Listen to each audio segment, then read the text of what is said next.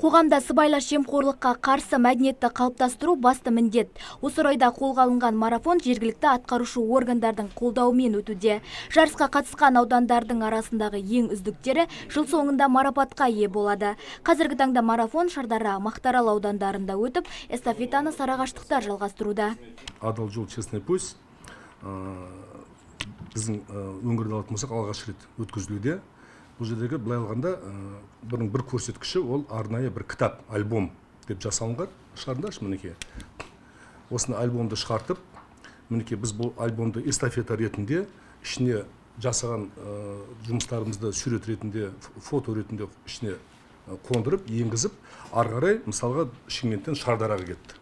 Елімізде қоғамдық бақылау картасы атты жаңа пилоттық жоба іске асқан. Егер тұрғындар мемлекеттік бағдарлама аясында орындалған жұмыс сапасына көңілі толмаса, сыбайлас жемқорлыққа қарсы іс-қимыл агенттігіне тікелей хабарласа алады. Сонда ғана ешқандай олқылық орын алмайды дейді мамандар. Қоғамдық бақылау картасы деген тек қана болғаны карта емес. Карта дегенге қарап, неде бұл картаның бір қыры. Бұл картада дегенде мониторинг топтың өкілдерін шығарып қойдық қой. Ол жерде бірде-бір қызметші жоқ. Ішінде бірде-бір қызметші жоқ. Оның бәрі қоғамның өкілдері. Мінекей біз енді әріптестер ретінде жолығып отырамыз олармен, пікірлесіп отырамыз. Бұл алғашқы келеткен қадамдар, алғашқы жасалып жатқан шаралар, инициатива түрінде дегендей. Сондықтан сіздер арқылы сіздердің мүмкіндіктеріңізді пайдаланып, біз бүкіл қоғамды осындай бірлескен жұмысқа шақырғымыз келеді. 2018 жылдан бастап Қазақстанда мемлекеттік қызметшілерді оқыту бірыңғай жүйеге келтірілген. Нәтижесінде 230-ға жуық мемлекеттік қызметші оқудан өткен. Оларға сапалы білім беріліп, заман талабына сай оқыту технологиясы қолданылуда. Оқытуды біз тәжірибеге бағыттап отырмыз.